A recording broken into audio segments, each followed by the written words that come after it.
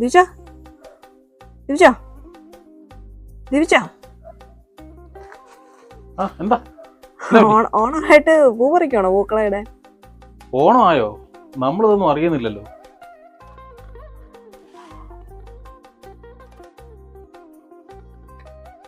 Hello കൂട്ടുകാരെ, ഇന്ന് തിരുവോണ ദിവസമാണ്. എല്ലാവർക്കും ഐശ്വര്യവും സമ്പൽ സമൃദ്ധിയും നിറഞ്ഞ ഓണാശംസകൾ. അങ്ങനെ അത്തം കഴിഞ്ഞ് 10 ദിവസം കഴിഞ്ഞ് തിരുവോണം എത്തിയിരിക്കുകയാണ്. മഹാബലി തിരുമനസ് എഴുന്നള്ളുന്ന ദിവസമാണ്. അതുകൊണ്ട് നമ്മൾ സദ്യ കഴിക്കുക എന്നാണ് തിരുവോണത്തിൻ്റെ മെയിൻ ചടങ്ങ്. അതുകൊണ്ട് ഇന്ന് നമ്മൾ സദ്യ കഴിക്കാൻ പോകുന്നത് നമ്മുടെ പഴയിടം നമ്പൂതിരിയുടെ പഴയിടം രുചി എന്ന റെസ്റ്റോറൻറ്റിലാണ്. വീട്ടിൽ ഫുഡ് ഉണ്ടാക്കാൻ ഞാനും ആശുകുട്ടി മാത്രമേ ഉള്ളൂ.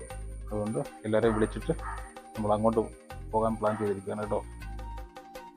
പഴയിടത്തിൻ്റെ ഹോട്ടൽ രുചി എന്ന റെസ്റ്റോറൻറ്റ് ഏറ്റുമാനൂർ അമ്പലത്തിൻ്റെ തൊട്ടിപ്പുറത്ത് തന്നെയാണ് കേട്ടോ. മെയിൻ എൻട്രൻസ്, അമ്പലത്തിൻ്റെ മെയിൻ എൻട്രൻസിൻ്റെ വലത് സൈഡിലായിട്ട് പഴയിടം രുചി. അടിപൊളി സദ്യയായിരിക്കും, നമുക്ക് പോയി കഴിക്കാം. അങ്ങനെ നമ്മൾ പഴയിടം നമ്പൂതിരിയുടെ പഴയിടം രുചി എന്ന റെസ്റ്റോറൻറ്റിൽ എത്തിയിരിക്കുകയാണ്. ഏറ്റുമാനൂർ അമ്പലത്തിൻ്റെ തൊട്ടടുത്ത് തന്നെയാണ് കേട്ടോ. നമ്മൾ വന്നപ്പോൾ കുറച്ച് ലേറ്റായിപ്പോയി. ഞങ്ങൾ വന്നപ്പം അഭിലാഷൊക്കെ നേരത്തെ വന്ന് വെയിറ്റ് ചെയ്ത് നിൽക്കുകയായിരുന്നു. പക്ഷേ ഞങ്ങളും ആശുക്കുട്ടിയും വന്നപ്പോഴത്തേക്ക് കുറച്ച് ലേറ്റായിപ്പോയി. ലഞ്ച് ടൈം കഴിഞ്ഞു. അന്നേരം നമ്മുടെ ഫുഡ് അവിടെ ഉണ്ടായിരുന്നു. വിശന്ന് കറങ്ങിയിരിക്കുന്നതുകൊണ്ട് ഇലയൊക്കെ പെറുക്കി തിന്നുന്നതിന് മുമ്പ് വേഗം സദ്യ വിളമ്പിക്കോളാൻ പറഞ്ഞു കേട്ടോ അവരോട്. അങ്ങനെ അവർ സദ്യയൊക്കെ നമുക്ക് വിളമ്പിക്കൊണ്ടിരിക്കുകയാണ്.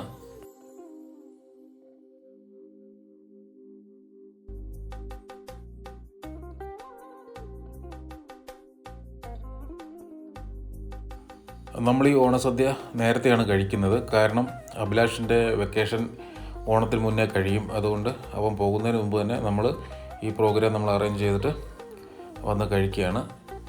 ആതിരയുണ്ട്, അഭിലാഷുണ്ട്, അച്ഛനും അമ്മയുണ്ട്, ഞാനും ആശുക്കുട്ടിയുണ്ട്. വേറെ അധികമാരും ഫ്രണ്ട്സ് വിളിച്ചിട്ടാരും വന്നില്ല. എല്ലാവരും തിരക്കും ബിസിയും ഒക്കെ ആയത് കാരണം അധികാരം വന്നിട്ടില്ല. നമ്മളൊരു 10-12 പേരെ വിളിച്ചിരുന്നു ഫ്രണ്ട്സൊക്കെ ആയിട്ട്.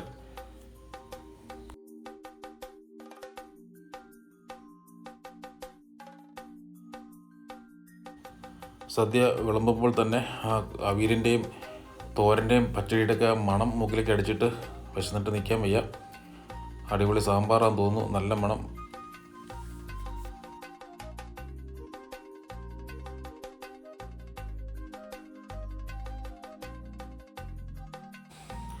പിന്നെ പഴയിടം നമ്പൂതിരിയുടെ ആ കൈപുണ്യം അവർ മെയിൻറ്റെയിൻ ചെയ്യുന്നുണ്ട്. അദ്ദേഹമല്ല ഇവിടുത്തെ പാചകക്കാരൻ, എന്നാലും ഇവിടുത്തെ പാചകക്കാർ അദ്ദേഹത്തിൻ്റെ ആ കറിക്കൂട്ടും അതിൻ്റെയൊക്കെ കൈപുണ്യം മെയിൻറ്റെയിൻ ചെയ്ത് പോകുന്നുണ്ട്.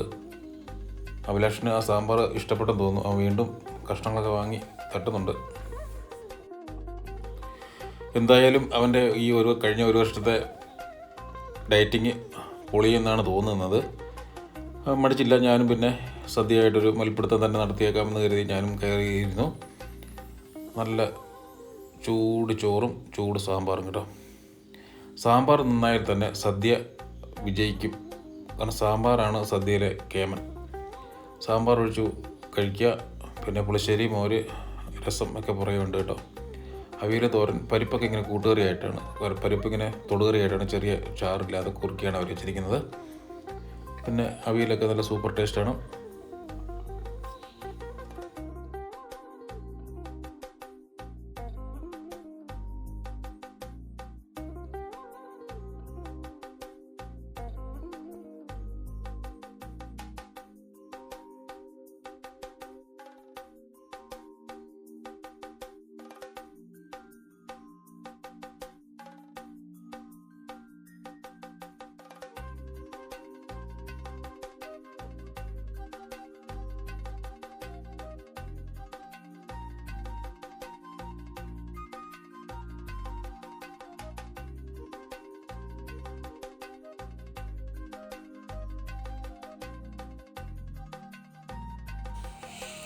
അങ്ങനെ എന്തായാലും അഭിലാഷിൻ്റെ കഴിഞ്ഞ 2-3 വർഷത്തെ ഡയറ്റിങ് പൊളിഞ്ഞു പാളീസായി. എന്നാലും സാരമില്ല, വീണ്ടും തിരിച്ച് ദുബായിലെത്തിയതിന് ശേഷം ഡയറ്റിങ് പുനരാരംഭിക്കാം എന്ന ദൃഢനിശ്ചയത്തോടു കൂടി നമ്മുടെ അഭിലാഷ് 3ാമതും പായസം വാങ്ങി പപ്പടം കൂട്ടി പൊടിച്ചടിക്കുകയാണ്.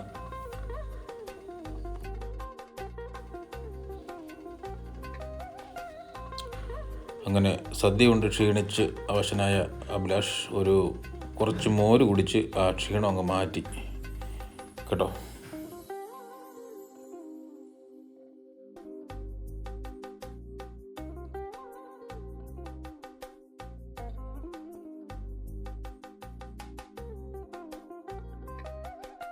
എല്ലാവർക്കും വീണ്ടും നന്മയുടെയും സമ്പൽ സമൃദ്ധിയുടെയും ഓണാശംസകൾ.